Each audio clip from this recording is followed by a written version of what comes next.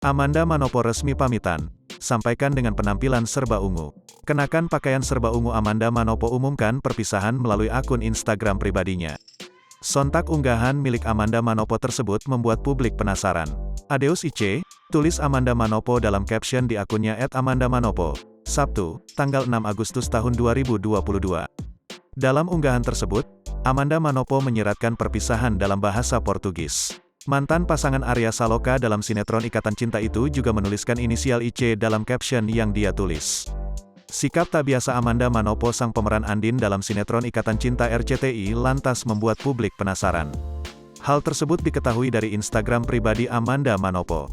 Foto Amanda Manopo mengenakan pakaian serba berwarna ungu sembari memegang kertas kosong dan setangkai bunga berwarna ungu. Kertas tersebut menutupi wajah Amanda Manopo yang mana saat itu ia sedang duduk di kursi. Adeus Ice, tulis dia.